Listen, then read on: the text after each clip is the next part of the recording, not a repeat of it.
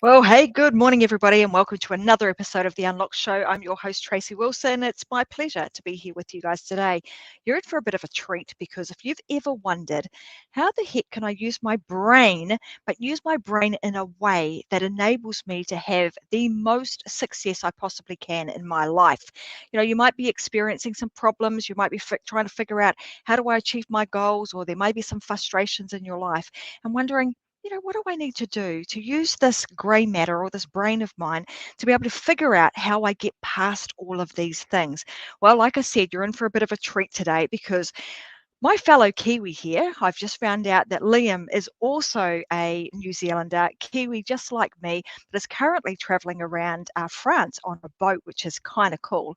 Has been working on how to figure all of this stuff out. How do I figure out the secrets of being able to use my brain in the right way to be able to get the results and achieve what it is that I want in my life?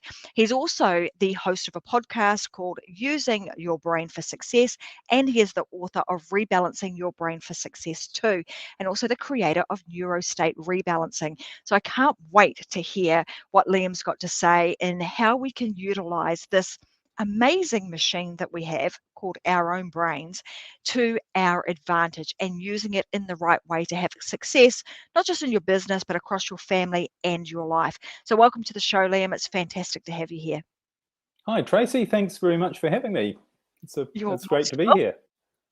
Well, as I was reading your bio and doing some research on you, I know that you've had some challenges in your past that have obviously led you to a point where you had those challenges in your life and you were figuring out what the heck do I do next, and those were some pivotal moments that have led you to be doing what you're doing today. Do you want to tell us a little bit about those?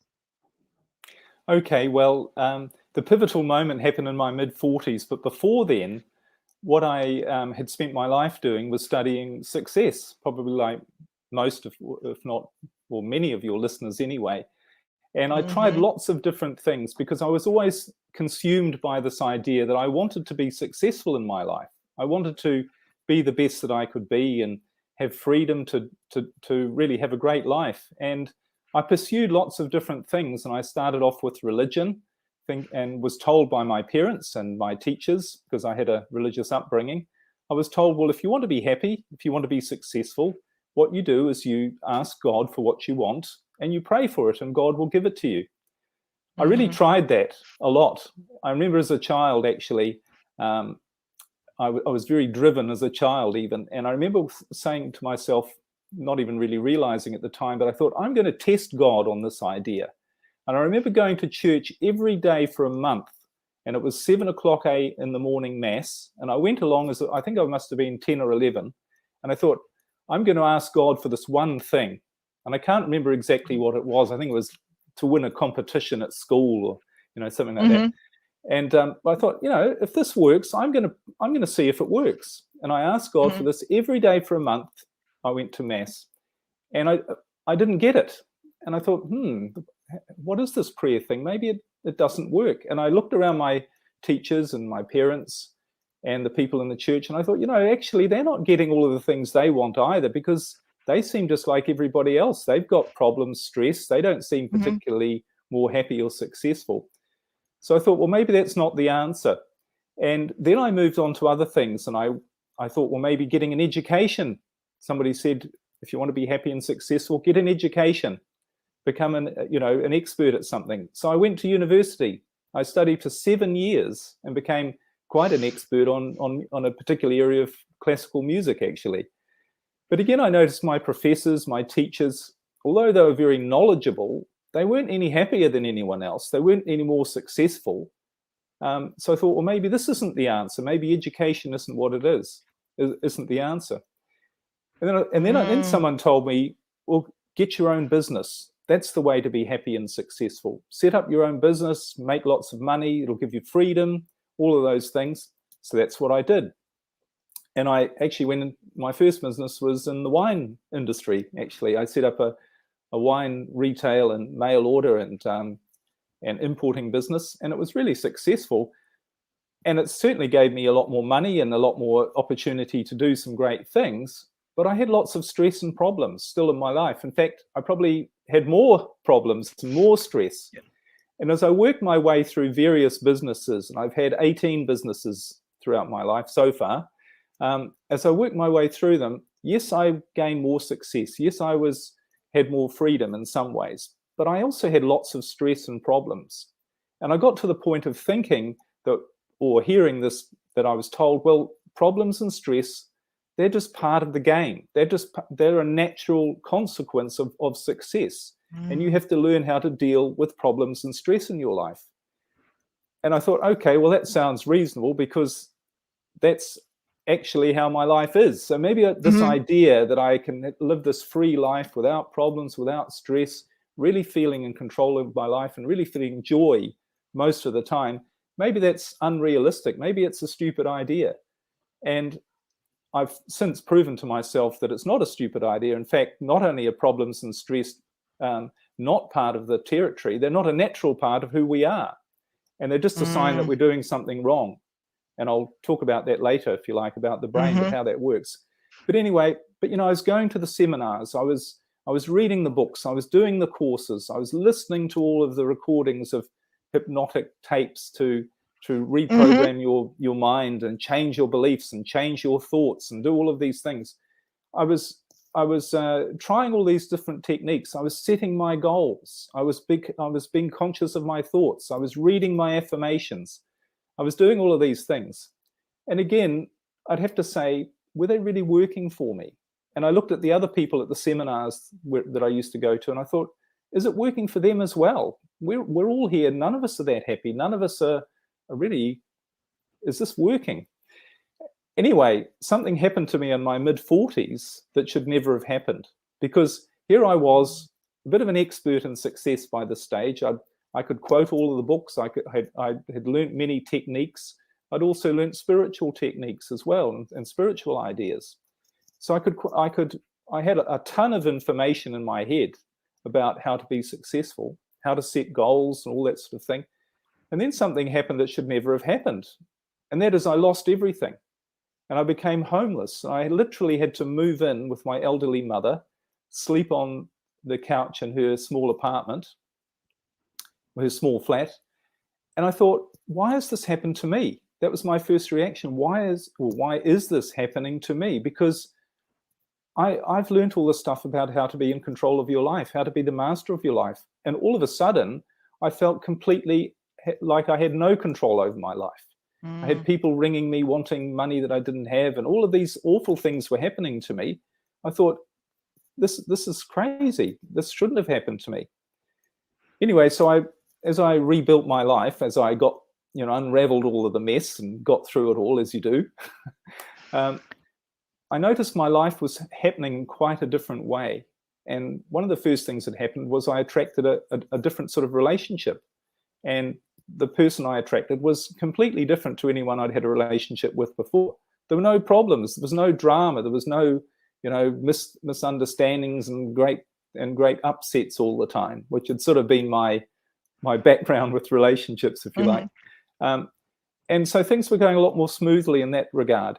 And in terms of business and income and opportunities, instead of me having to go out there and find them, they sort of found me. It was really strange. People would show up and say, hey, Liam, here's an idea. Why don't you do this? And I'd go, that's a great idea. I'll do it. And things sort of fell into place a lot more easily. And I was noticing I was starting to make really good money again. The money I needed, nothing ridiculous, not 20 million a year or anything like that, thank goodness, but enough money to actually do what I really wanted to do with my life. And I started to find I was doing things that I really had always dreamt about doing. And I was also doing things that I'd never thought about doing, but were great, and I really loved it. So I was living this really enjoyable life. And the best part about it of all, I thought, was, hang on, what's going on here? Because I don't really have any problems. I don't really have any stress. Sure, there's the odd thing I deal with, and I wouldn't call it a problem, but, you have to put an effort. I was putting in a lot of effort, but I was being a lot more productive, and I was getting a lot better results. And I was feeling a lot better and a lot more in control of my life. And I thought, I need to find out what I'm doing. I need to figure this out because it's working, and I want to make sure I don't stop doing it. Absolutely. I mean, what an interesting sort of series of events, right? And you're right. Often we grow up and we're I was like programmed or indoctrinated into a certain way of thinking, and you know, going back to your childhood and being surrounded by the church, and this is the way that we do it. You know, if you ask and you will receive, right? It was the kind of context in which we were told that as youngsters. You put that out to God or the universe or whatever, and you will receive. Funnily enough, you know, you being quite obviously an inquisitive young man, going, I'm going to test this little theory, and then testing that and going, well, that doesn't quite work, and then using your your observation to say, well, actually, all the people around me, they're not really that happy either. And funny how we then move to okay, well, now I'm going to try something else because maybe there's another answer lying somewhere else. So over that time, and then having that real humbling experience of, all right, well, you know, now I'm at rock bottom. I've lost everything. It's almost like bang, you've hit the reset button, and it's like, oh, let's just take this fella right back to zero, and see how he fares if we put him back there and see what he does now. And that being, it's kind of that reset moment that allowed you to go, okay, let me take stock of what's going on here, and now what have I got to do? So looking back and thinking about those experiences, and sure, there would have been some component or some things that you would have done along the way that would have been amazing. They would have worked really, really well. But did you find that there was like some commonality, some common things that you saw throughout those instances? And having run, 18 businesses, there would have been things that you did really well, things that maybe they didn't go so well, and there were a couple of missing things. So what were those missing things? What did you identify that was like, you know, my life is not going the way that it should be because I don't have this ingredient in it? Well, of course, at the time, I didn't know what the missing ingredient was. And that's what made me continue to seek out new ideas, because I thought, well, maybe because the missing ingredient was being happy, really, and feeling unstressed. That is the missing ingredient, and it's all about how the brain works. But I didn't realize it at the time, and I kept chasing the next new idea. You know, someone would come along, wrote a book or did a seminar or whatever, and said, you know, if you want to be successful, try my technique, try my process, you know, and I'm successful and I'm rich and I've got all these things, and, you know, here's a couple of people who'll tell you how great I am. So I followed those people. They seem to have credibility. And of course, the interesting thing is, what I found out later, much later, is the reality is that not a lot of people get a lot of success by doing that. I mean, we think that everyone else is far more successful and that all these techniques work for us. You know, the funny thing was, with a lot of these techniques and modalities or processes or ideas, if you like, or ways of doing things, was I really did try them. And I remember, you know, I wasn't one of those people who just went to a seminar and came away and thought, oh, that's good, okay, that's helped me a bit.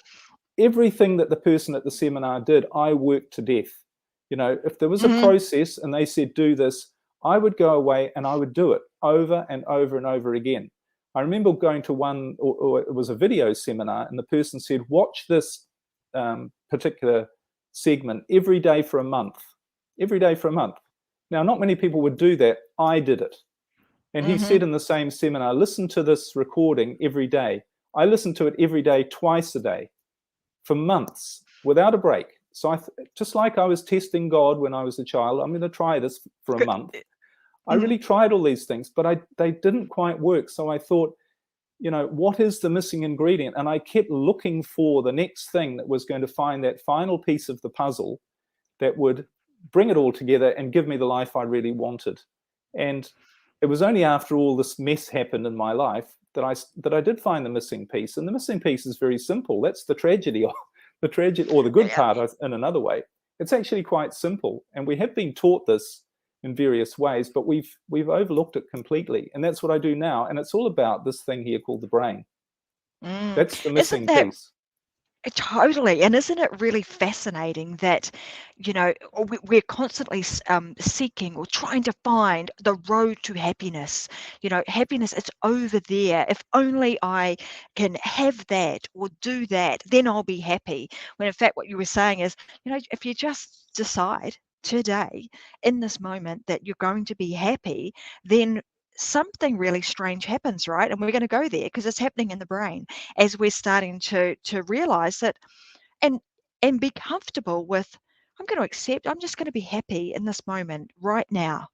So let's talk about that. Like, how does that start in the brain, and what are the components of the brain that we need? How do we understand what's going on up here, Yeah. and use that to our advantage? Great. Well, because of course the problem is with what you just said, with just let go, accept, be happy now. You can't do that. It's very, very, very difficult to, if not impossible to do. And most people, If and only you could just go like that, right? Click your yeah. fingers and you'll And be people happy say right that, now. well, just have faith, just trust, just all of that. Mm. Don't worry about it. Just come back to now, to now, and focus. Now, Mm. that's all true. That is what you should do. But how do you do it? That's the trick, because you can't do it by forcing it, and you can't do it by hope and determination and motivation and wanting it to happen. And the reason you can't do that is because you have a machine. You mentioned right at the beginning, your brain is a machine. It certainly is a machine. But like any machine, it works a certain way, because it's a bit like a car. If you said with your car, okay, I don't really know how to drive a car, but I know it's a machine designed to get me from where I am to somewhere else where I want to go. So, but I won't learn how to drive it. What I'll do is I'll just say, right, this car will work. I believe that my car will take me to where it wants to go, where I want to go. I will trust, and I will say this 1,000 times a day, my car will take me to where I want to go. My car will take. But if you haven't learned how to drive it, what's the point of that? You're just going to be standing looking at some empty hulk. And it doesn't matter how determined you are, how motivated you are. If you don't understand how that machine works, you're never going to be able to use it in the right way to get the result you want. And this is what I came back to after my experience, was that the only difference was I was doing something in a different way. And what I was doing was using this machine of my brain a different way. And to do that, to use it, you have to understand, just like with a car, you have to understand how it works. And when you understand how it works, you go, oh, well, of course, this is how I drive it. I wouldn't dream of doing it any other way. I mean, you wouldn't look at your car and say, the way to get this from here to from A to B, from where I am to where I want to go, I'll get behind it and I'll push the car because it's got wheels. So maybe that's the way you use it. I don't know, but it looks logical. So you get out and you put in all this enormous effort and struggle, and you determined to get it to where you want to go, and you push this car. Well, what happens? You wear yourself out. You don't get anywhere particularly. It's a huge struggle, and all you do is you become exhausted and stressed and tired. And then you say to yourself, I know the problem. I'm not strong enough. I haven't got enough muscles. So I'll go out and I'll learn how to be stronger, and I'll put in all this effort, and then I'll come back and I'll push even harder. It still doesn't work. So we have to understand that our brain, the first thing to understand is how powerful your brain is, then that it is a machine and it's what it's designed to do, and thirdly, how to use it. And once you do that, that's all you need to know. Just like with a car, you don't need to know all of the intricacies of, what all the wires under the hood do and all of the different how it all works. You don't need to get a mechanics course to drive your car the right way. You just need to understand what it's designed to do, how it does it, and or not even that it will do it, and your role in actually directing it, and what you need to do, what buttons and levers you need to push, which isn't complicated. And that's the great thing with the brain. And I love that analogy of a vehicle, because it's the same thing, right? It doesn't matter. I mean, I can see my dishwasher over there, and if I decided I wanted to cook, tonight's dinner using the dishwasher, well, it looks like I could put a meal in there, and it gets hot. It probably could steam my vegetables, but it's probably not going to come out in the right way. So it's understanding what that tool or what that machine is actually used for and how to use it in the right way. So let's, for everybody, kind of break down, because there's obviously 4 different parts of this brain, this machine that we've got, and each component of that tends to do a different thing. So help everybody sort of understand, what our brain is made up of, and why does that actually matter? Why do those different components matter? Okay, well, it's great that you bring this up about the 4 parts of your brain, because using them the right way is how you use this machine. But can I just back up and just make one quick point before we get on to that, which Absolutely. is really, really critical, which is the other thing that we never ask ourselves is, what is the purpose of our brain? What is it here to do?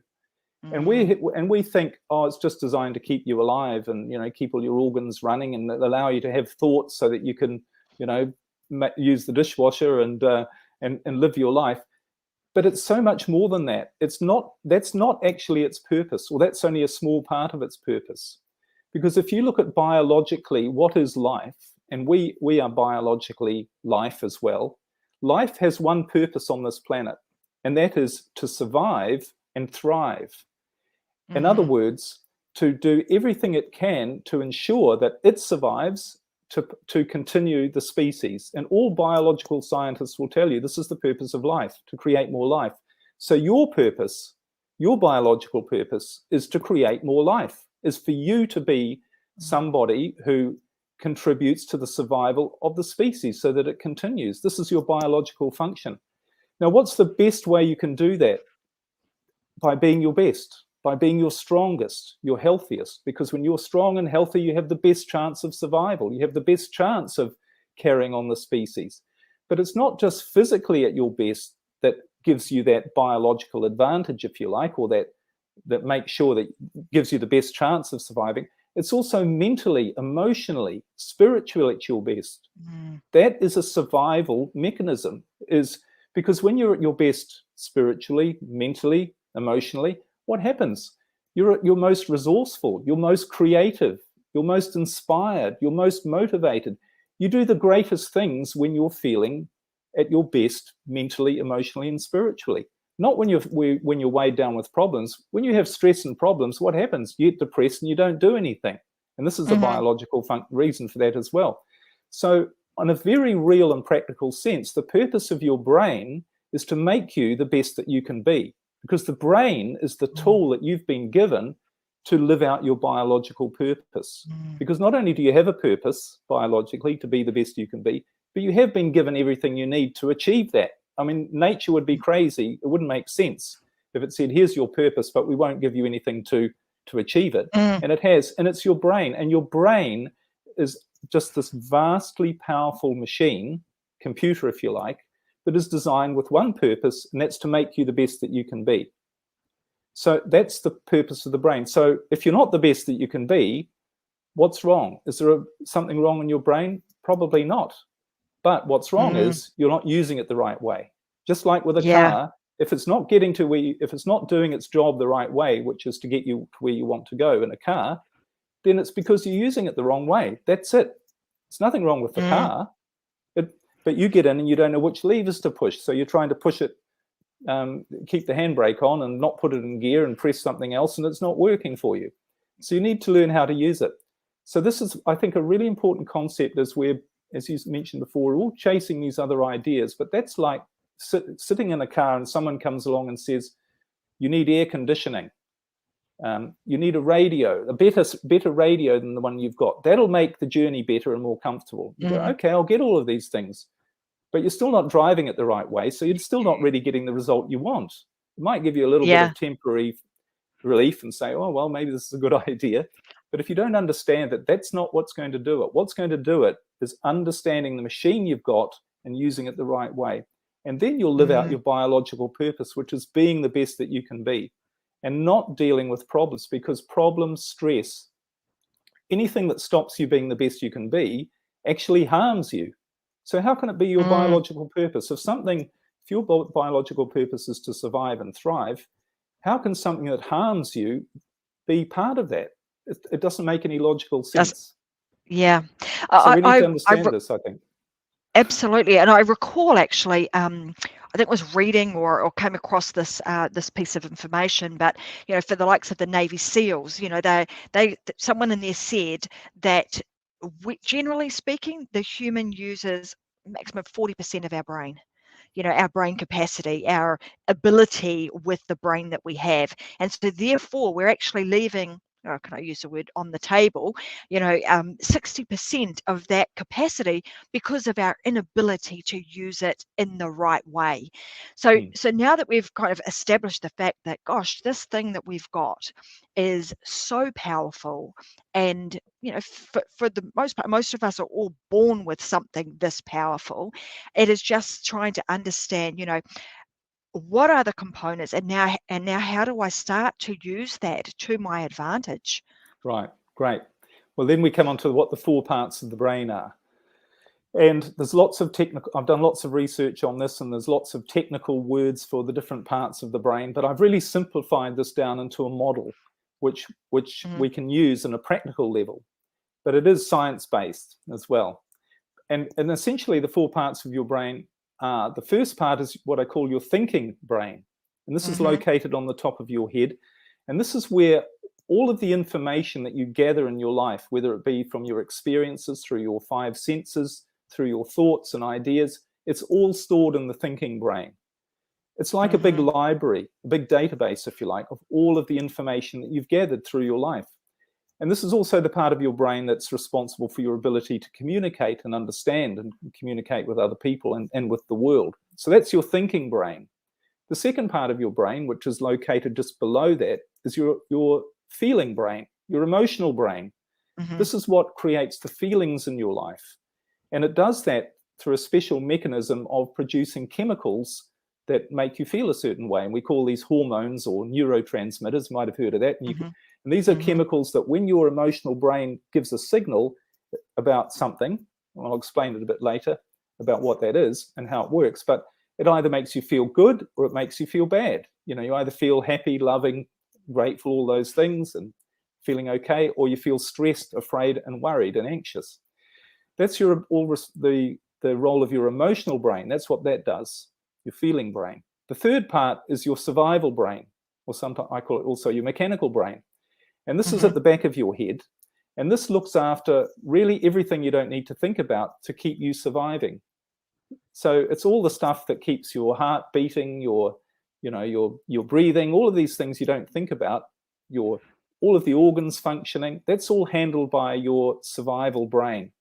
And there's another really important function that the survival brain, as the name suggests, carries out. And that is, on the very odd occasion that you're faced with an immediate threat or danger to your survival, that something might harm you or kill you, your survival brain produces a response, which is sometimes called the fight, flight, or freeze response, to get you to react and do the first thing without thinking to protect yourself from that danger. So, of course, classic example, prehistoric times, of you're walking through the forest and a lion rushes out at you. So what do? Your brain says, there's a danger. It's actually your emotional brain that sends the message. It sends a message to you. You're facing danger. And the way it sends the message is it sends out chemicals to make you feel fear and anxiety and stress. That kicks in something in your survival brain called your sympathetic nervous system. And that gets you, that shuts down your thinking, and it gets you just to react to the danger. So the lion comes along, and instantly, without thinking, this reaction is you run away, or you fight it, or you shout for help, or whatever it is. Your brain just does something to help you get out of that immediate danger. It could be in modern times, you're walking along the street and the car comes the wrong way. You have to jump out of the way. Again, you're not thinking. So this is all part of your survival brain, because this is a reaction. It's not about your thinking, and it's not about anything else. It's simply a pure reaction from your brain to protect you from an immediate threat or danger. Now, there's a fourth part of your brain. And so they're the 3 sort of pretty well-known ones, but there's actually a fourth part of your brain that science has more recently discovered and started to research, and that's what I call the creative brain. And this is the part of your brain that gives you new ideas. It's where your creativity comes from, where your intuition, your gut feelings, you think, does this feel right? You know, we often say this, does this feel right? Doesn't feel right? This feels perfect. You know, you meet the person who you're going to marry and you just know. It's not a thinking thing. You just go, I'm going to marry that person. Or you walk into a house and say, I'm going to buy this house. You know, both of those things have happened to me. And you just know it. And there's not any logical, it hasn't come from previous ideas or thinking or anything like that. It's not on your goals list. You know, you get these ideas. You also get awareness of things. You start to see things in a different way and you go, oh, I can see what's going on here. I can see the solution to this problem that I haven't been able to see before. I can see the solution to someone else's problem that they can't see. That's all to do with how they're using their brain. So all of this stuff comes from this part of your brain called your creative brain. Now, remember we said at the beginning, two things. One is that your brain is this virtually infinitely powerful machine. We just don't realize it. And the second thing is, which we didn't mention, there's nothing random that happens in this world, in this universe. If what we think is random, what we think is luck or coincidence or synchronicity, from a different level of awareness, it's not luck at all. There can't be any luck or randomness in this universe, otherwise it wouldn't be here. So in actual fact, your creative brain, in addition to giving you all these ideas and the motivation to act on the right ideas and to stop doing the wrong things, it also brings you literally the right people, the right situations, the right circumstances, the right moments to help you be on your track to be the best that you can be. And this is quite an astounding thing to think about. But this is, and when you think about all the really things that really shape your life, they're never the result of your goals list. You're sitting down, you're trying to figure it out. They're things that happen quite randomly and by accident. This is your creative brain at work. But here's the thing about these four parts of your brain. This is where it gets interesting. Your natural state is when your creative brain, the creative part of you, is in control. That's the part that operates the be the best you can be. You know, it brings to you what you need. It gives you the ideas. It gives you the creativity. It gives you the solutions. And it keeps you on track, being the best that you can be and living a great life without problems. But there's only one time. So this is our natural state. This is the way we're supposed to live. And athletes, musicians, creators talk about this thing, being in the flow, being in the zone. Religion talks about being enlightened. This is all being in our creative state. It's when you're in the state where you're putting in effort, but it's not a struggle, and you're getting everything coming back to you that makes you feel loving, grateful, and, you know, aware of really a greater awareness of who you are. That's how you're supposed to live. But there's only one time you're not supposed to live like that, and that's when the lion comes running at you out of the jungle. So what actually happens in the brain is when you feel fear, when your emotional brain says there's a danger here, it takes all the resources away from anywhere else to focus entirely on solving that problem, on dealing with that immediate fear. And what's the thing that it does? It shuts down your creative brain. Because if you have a lion running at you, your imagination, your intuition, your big picture, your gratitude, you're looking at all of the things around you, none of that's going to help. It's going to be, in fact, it's going to make you get killed by the lion, because you have to react. So what we don't realize, the problem for all of us, nearly all of us, is that we live in this fear state nearly all of the time. And when we live in this fear state, when we feel anxiety, worry, stress, unless it's for an immediate danger, that's what the brain is designed to do. It's designed to be there only to deal with an immediate threat to your survival. But if you're in a state of fear, what's actually happening is your brain is telling you there is a threat to your survival when there isn't. And we're living in this fearful state. And what happens when you're in that fearful state? When you're feeling any anxiety, worry, or stress, you don't have access to your creative brain. So if you're trying to solve a problem when you're feeling stressed, anxious, and worried, you're never going to be able to do it because you've shut down the problem-solving part of your brain. And this is the big thing. And what I realized, I was trying to fix my life from a fear state. And my brain could never bring me all of the things that I needed to fix my life because I wasn't able to access that part of my brain because it was all shut down by being in this fearful state. And there's one other thing that happens when you're in this fear state is you imagine a lion running at you you have to focus 100% on the problem, on the danger. You can't have your brain wandering off and looking at the trees and saying, oh, how beautiful the world is. Your brain has to be 100% focused on a problem. And this is what happens. So it shuts down your awareness. And this is what happened. This is what the world is like. Everybody thinks that there's a big problem in this world, that there are problems. And why is that? Because their brains are all focused on looking for problems, because that's all their brain can do. Their brain can't see the bigger picture of what is actually going on in their life and in their world and what could be going on. It's got to focus on all of the negative, on all of the problems. And if it starts to solve them, it's going to create more problems for you, because that's what your brain does. It's looking out. It can't, as I say, it's got to identify when the lion's there. Is there another danger? What's that sound? Is that dangerous? Is there a snake in the grass? So the real problem, and people don't realize this, is the enemy is fear. The minute you feel fear, your brain is telling you there's something threatening your survival, even if there isn't, because your brain, depending on we'll talk about why this is, but your brain is sending you the message that there's something that's a threat to your survival in your environment.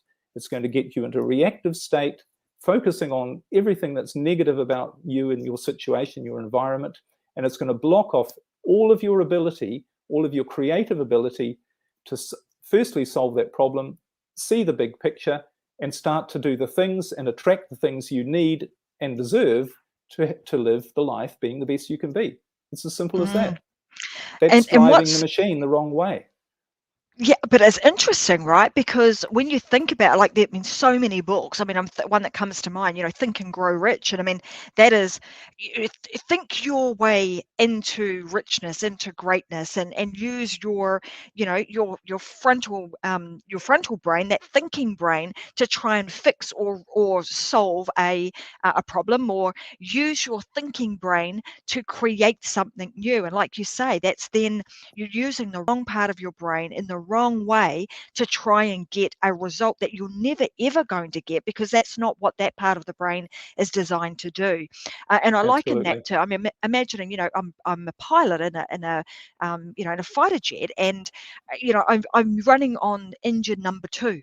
Right? I'm trying to do the best I possibly can, but I'm using engine number 2. And in fact, to be able to, win this fight that I'm currently, maybe in as a fighter pilot, I actually need to be using engine number 1, because that gives me access to all of the other, boosters and what have you that I need to be able to move through and win whatever it is that I'm doing at that time.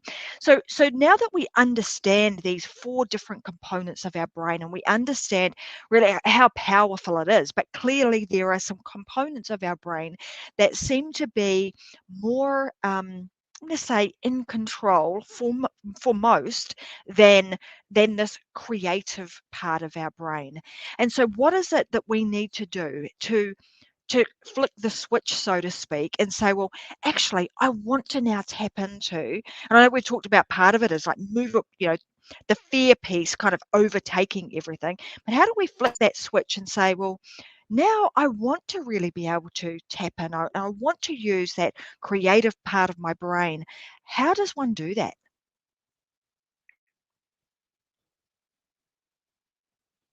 Oh, can you hear me okay? Yeah.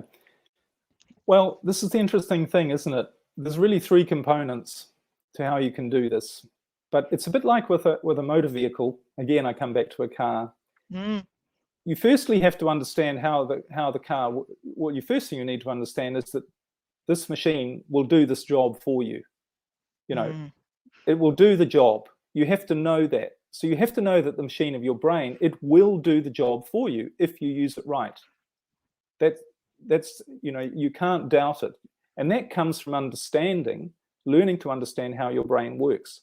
And so you have to, and I've done a lot of research on this, and I teach this in my podcast and in my coaching programs about how your brain really works. Because when you understand that, you think, why would I use it any other way?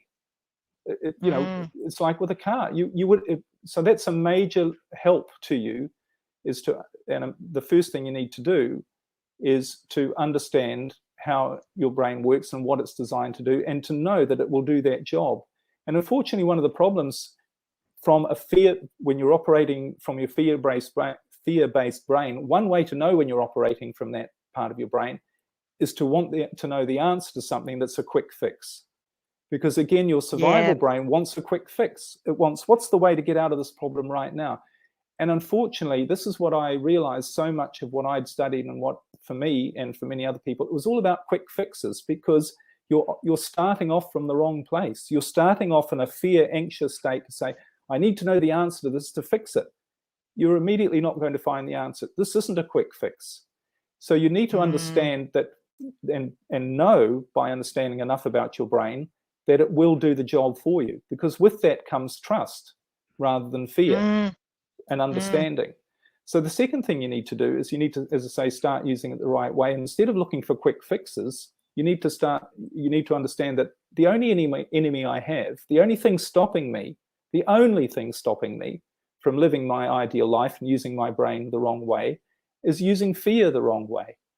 And here's a really interesting thing. You know, I was brought up a Catholic, and you were brought up a Christian. What were you saying?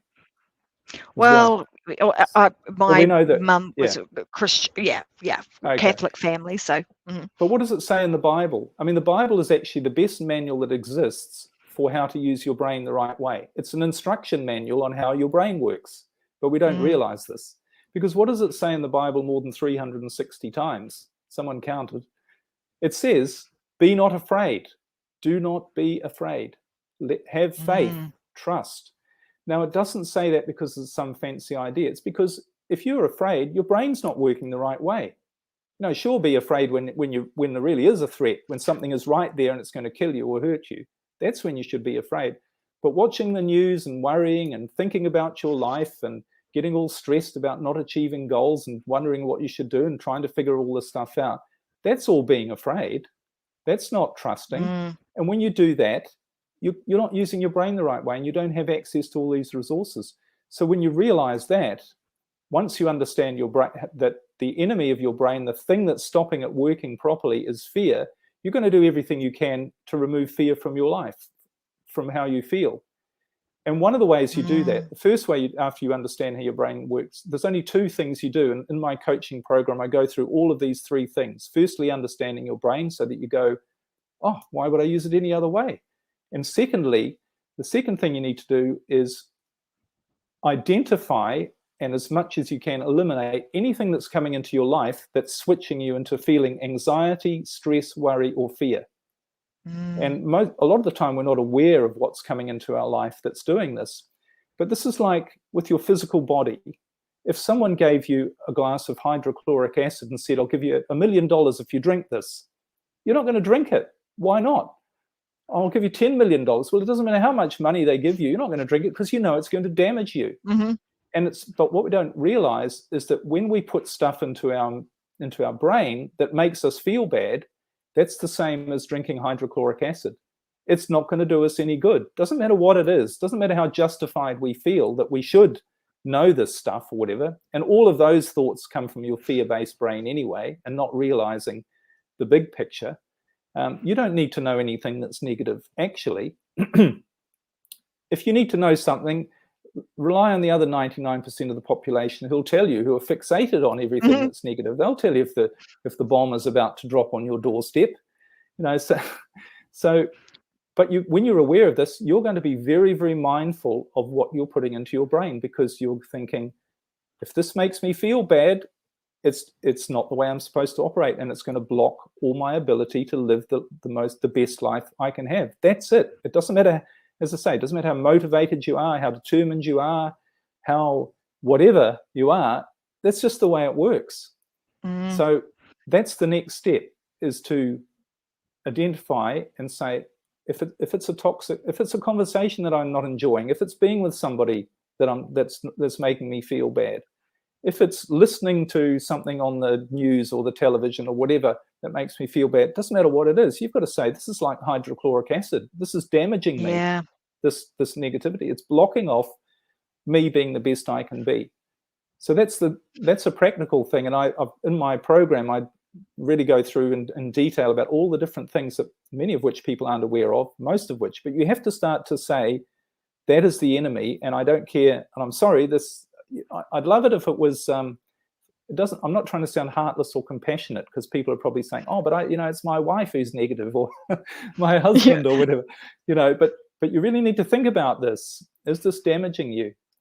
And the third thing you need to realize is, once you start doing that, what have I already got in there that my brain is interpreting things to put me in a fear state when it's really got confused. And that's the result of all the stuff we've already put into our brain, into this thinking brain, into our emotional brain, because those two work. We haven't got time to talk about it, but those two work together to define what is dangerous or safe for you.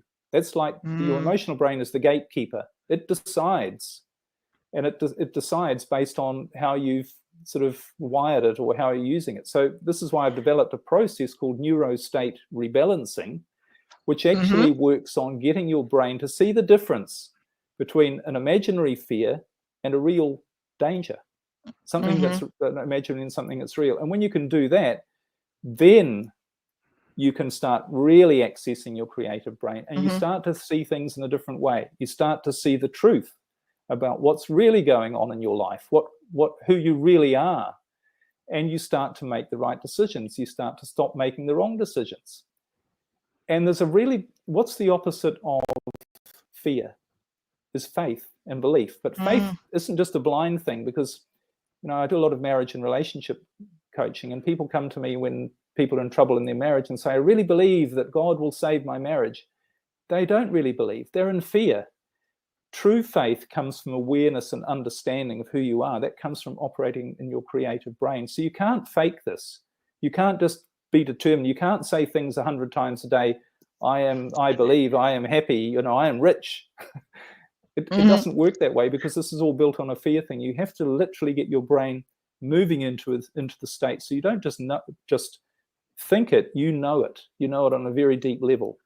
And that's when your life, that's what happened to me. And that's what I help people do through my coaching, is you move to that state. Because when I lost everything, what I actually did was I gave up trying. I thought, I don't know what to do. I give up. I don't surrender. But I trust surrender. But it's easy. And people say, oh yes, just surrender. But it's not that simple, is it? You actually have to get your brain to surrender. You can want to surrender and say you're surrendering, and you can drink something or smoke something to make you feel better that you are surrendering. But you only really surrender when you move your brain into this other state by changing the way it's working, by getting the machine to work that way. And again, it says in the Bible, give no thought for tomorrow. Trust. You will be looked after. Do not worry about what you shall eat, drink, or wear. Look at the lilies of the field. How beautiful are they? How much more beautiful are you? They're looked after. Won't you be looked after? So again, this is all an instruction on how to use our brain. And you can't fake it. You have to get your brain working in a different way so that you know it and you do it naturally, rather than just trying to believe it, and thinking by forcing it somehow one day it's going to work. I tried that. It didn't work. Yeah.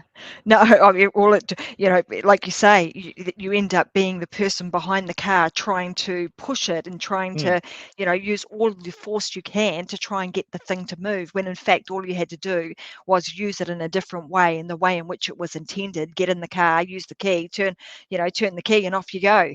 Not quite as simple as that, but that's much simpler process than trying to push that car up some crazy hill.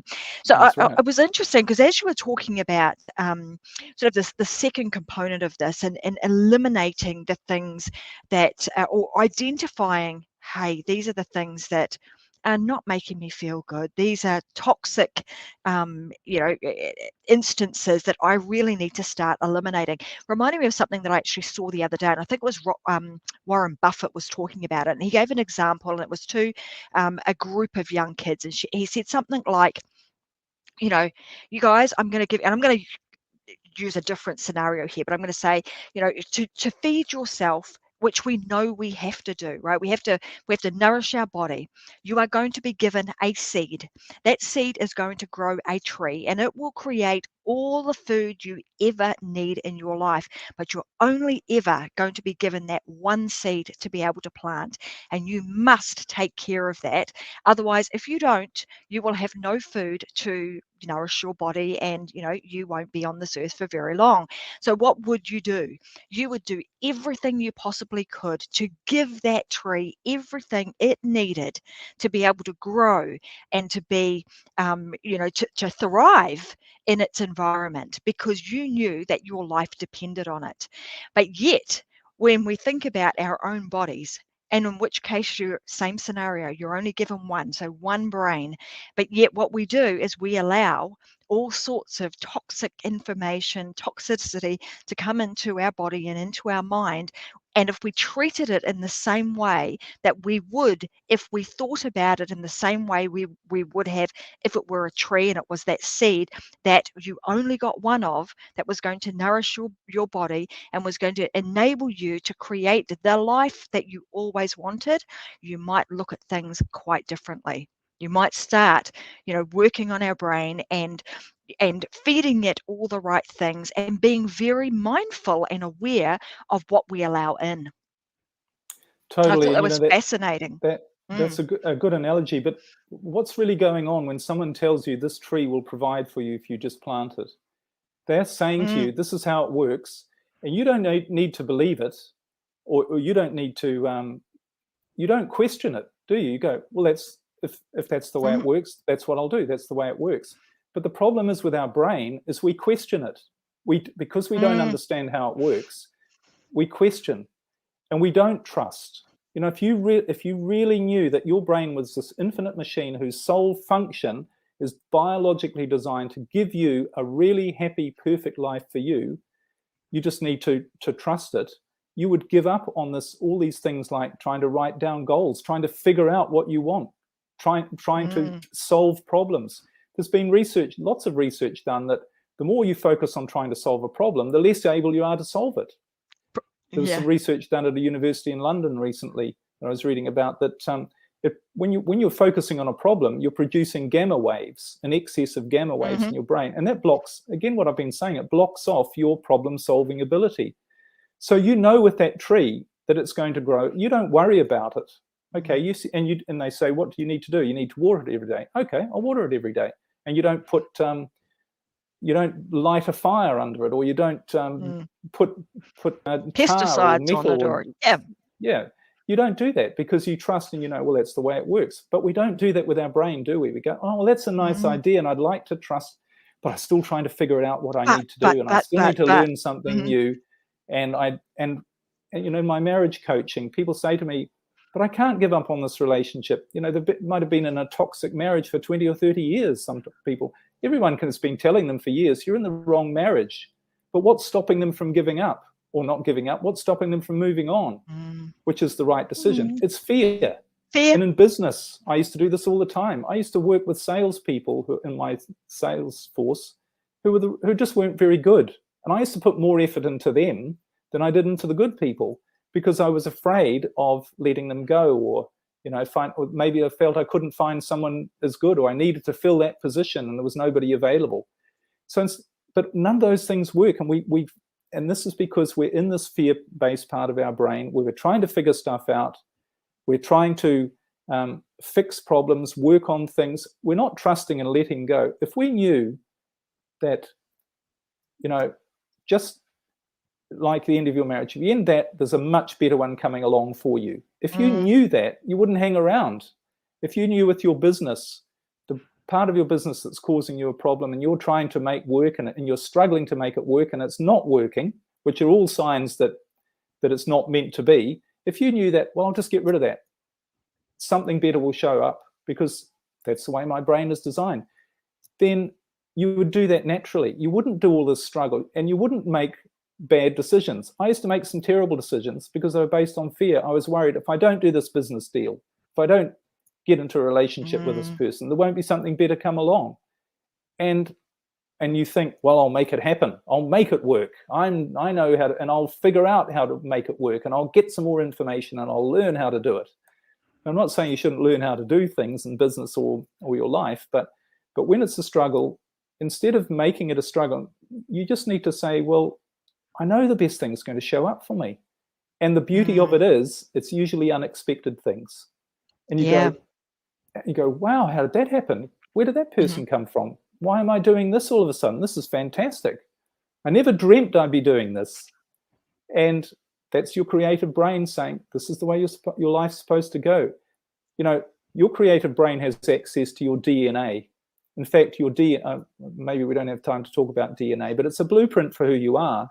It's got 250 million pieces of information in every cell of your body about who you are. Now, you don't know 250 million things about yourself, but your creative brain does. This part of your brain does. It's not your thinking brain.